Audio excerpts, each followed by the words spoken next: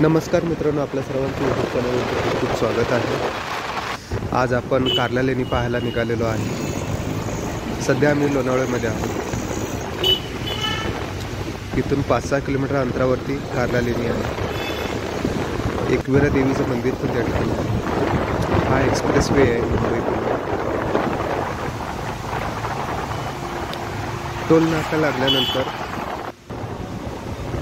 2-3 kilometre अंतरावरती आपल्याला left साईडला वळायचं आहे। या ठिकाणी भाजी आणि या ठिकाणी आपल्याला जायचं आहे।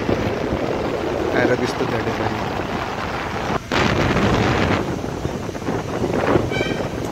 समोरून आम्ही लेफ्ट टर्न घेतोय आता।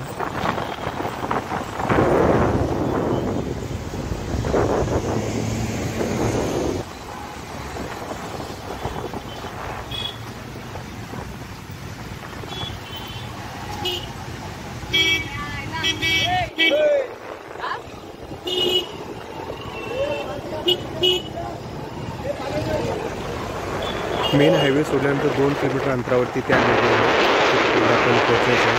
इथून तुम्हाला चालत 15 मिनिटं लागतील बेस पायथ्याशी पोहोचायला।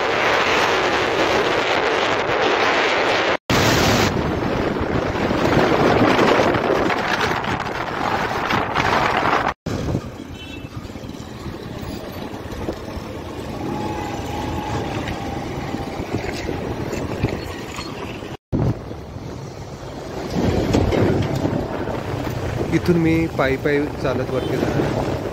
पाहूया किती मिनटं लागतील। वर पोचल्यावर तुम्हाला सांगेन। साधारणतः 25 मिनटामध्ये पोहोचेल मी। आणि स्लोली जायचं असेल तर अर्धा ते पाऊण तासामध्ये तुम्ही वर जाऊ शकता।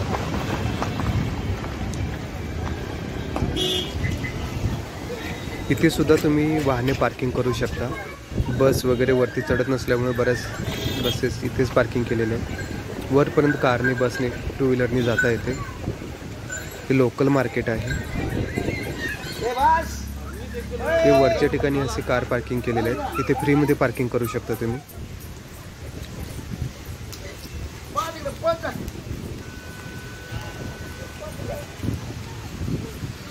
सुंदर विहंगम दृश्य दिसतंय गावाचं। जानेवारी महिना आहे, पिके सर्व निघालेले आहेत। असे प्रकारे बाहेर सुद्धा टू व्हीलर पार्किंग केलेली आहे। गेटवरती आलेलो आहे। आतमध्ये 50 रुपये देऊन तुम्ही 4 व्हीलर पार्किंग करू शकता, कार गाड्या।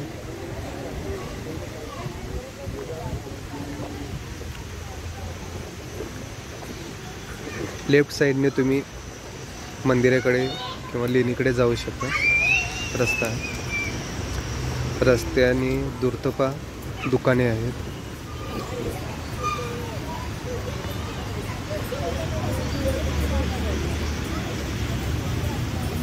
इथपर्यंत यायला मला 10 मिनिटं लागली। इथून एक 15 मिनिटं लागतील चौकात जाण्यासाठी। पायऱ्यांचा प्रवास आहे इथून पुढे। खेळणी वगैरे भरपूर प्रमाणात आहेत। भरपूर दुकाने आहेत। वरपर्यंत जाईपर्यंत तुम्हाला अशी सावली मिळू शकते।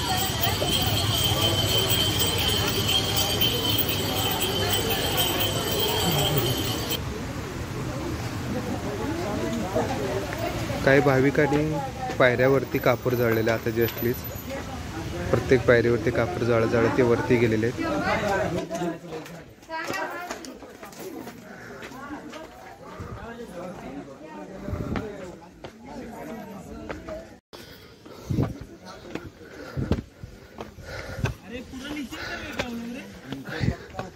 काही ठिकाणी अवघड पायऱ्या आहेत। आपल्यासोबत कोणी वयस्कर लोक असतील तर त्यांची काळजी घ्या, त्यांना हात द्या।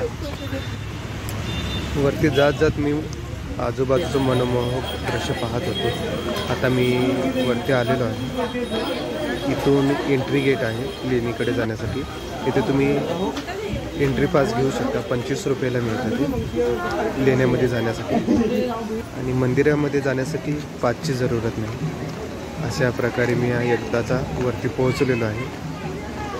कार्ला लेणीचा इतिहास 2200 वर्षापूर्वीचा आहे। सातवाहन काळातील पुलवामी यांनी याचे बांधकाम केल्याची नोंद मिळते।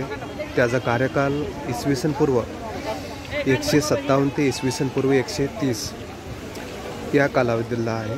वेगवेगळ्या ठिकाणी त्याची नोंद वेगळी दिसून येते, पण ढोबळ मानाने आपण हे मानून चालूया. म्हणजे आजपासून 2200 वर्षापूर्वी या लेण्याची निर्मितीचे काम सुरू झालेले आहे.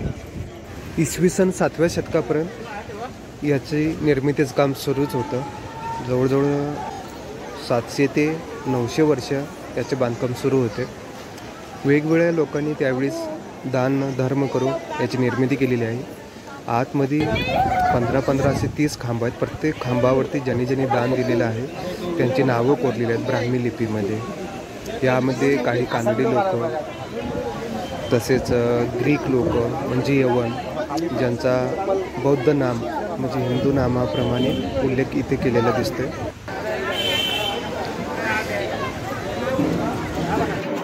इथे एक विशाल चैत्यगृह आहे, तसेच काही विहारे आहेत. उत्तर कन्नडा, नालासोपारा याचा उल्लेख इथे आढळतो. प्रवेशद्वारावरच अशोक स्तंभ दिसतो आहे, त्याच्यावरती 4 सिंह कोरलेले आहेत. इसवी सन पूर्व 4थ्या शतकातल्या सम्राट अशोकाचे हे स्तंभ भारतभर ठिकठिकाणी आढळतात.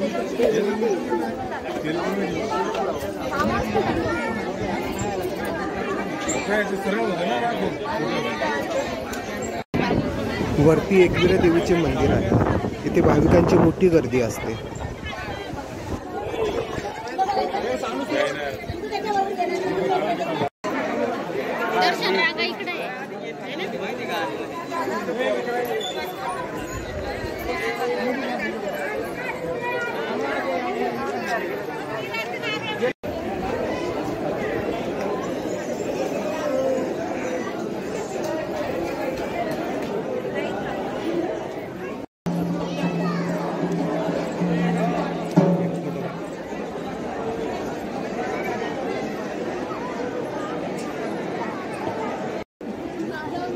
कोणत्या गोष्टीला सपोर्ट करत आहे मी?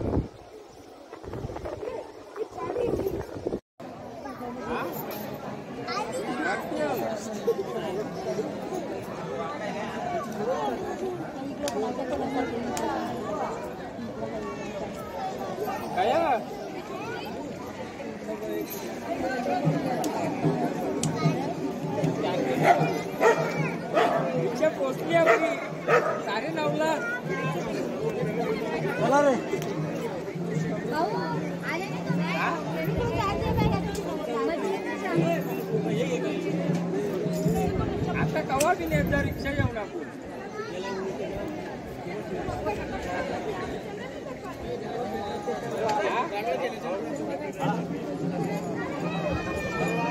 भावेश नेटवर्क इधर नेटवर्क का प्रॉब्लेम है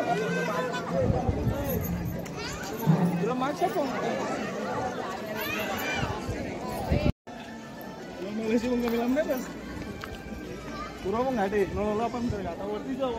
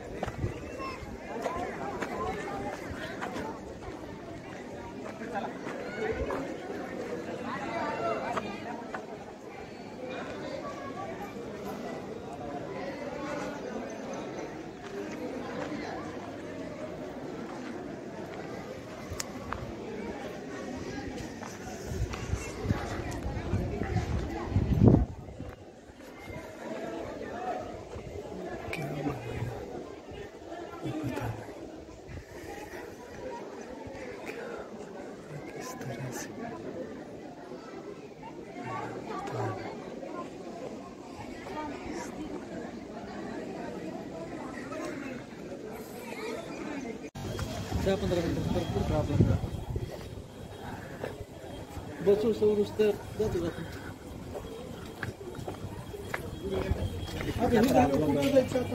जिंजिऱ्याकडे जायचं